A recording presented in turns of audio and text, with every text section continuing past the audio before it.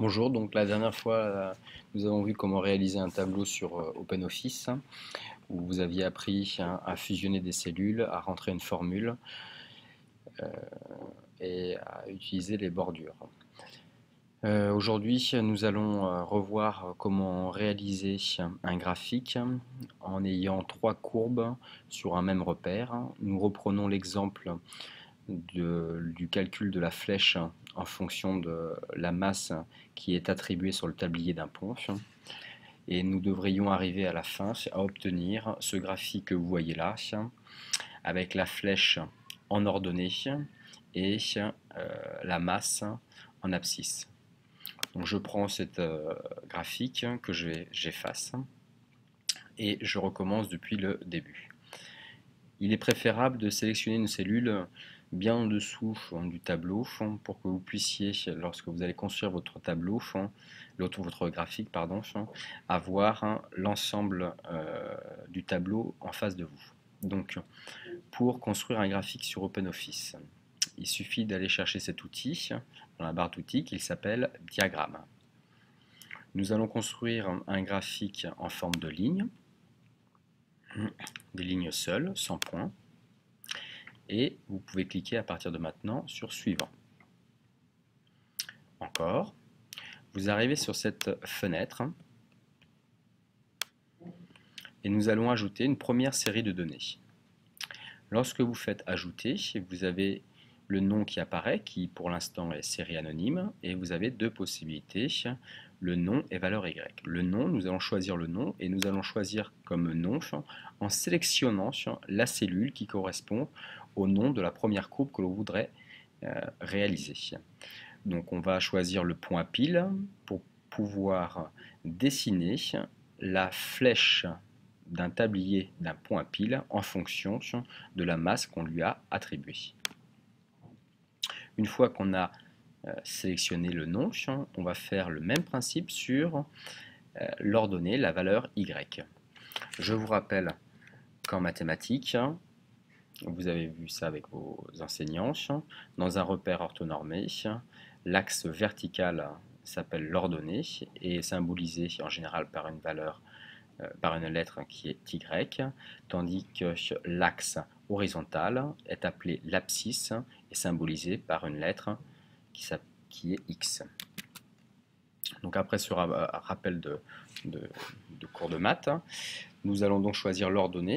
Pour le pont à pile, nous avons choisi comme ordonnée la flèche. Donc on sélectionne la flèche et ensuite on va choisir l'abscisse. Alors dans OpenOffice, l'abscisse s'appelle la catégorie.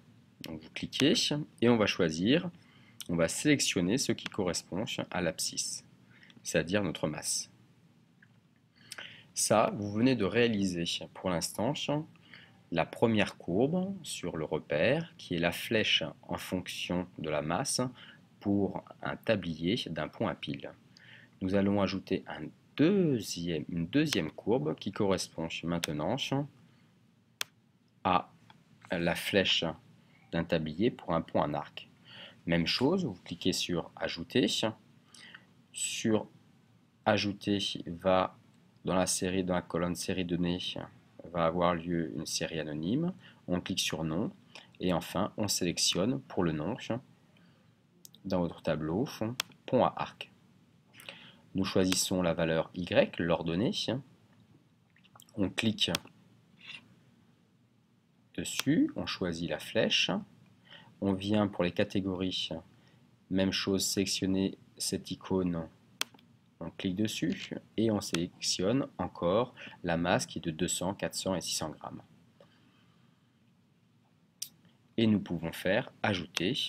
Vous venez de réaliser.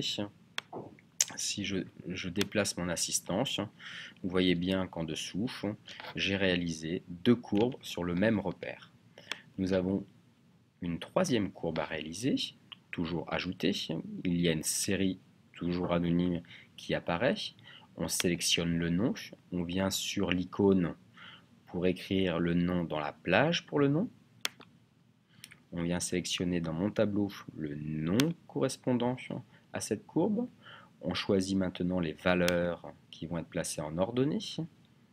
On sélectionne grâce à cette icône les valeurs de ma flèche qui sont ici. Et puis la catégorie qui correspond donc à l'abscisse est toujours la même, soit on peut la laisser, soit on reclique et on vient sélectionner les valeurs pour la masse.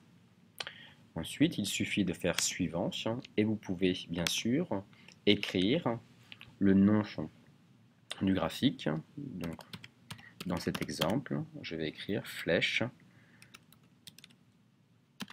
d'un tablier en fonction de la masse.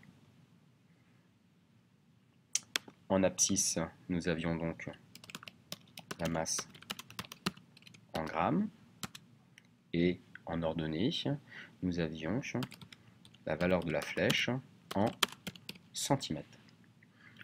Voilà, vous avez fini votre graphique et vous pouvez voir le graphique qui apparaît avec le titre. Pour chacune des couleurs correspond un pont. En abscisse, vous avez la masse en grammes et en ordonnée, vous avez la flèche en centimètres. Je vous remercie et bon travail.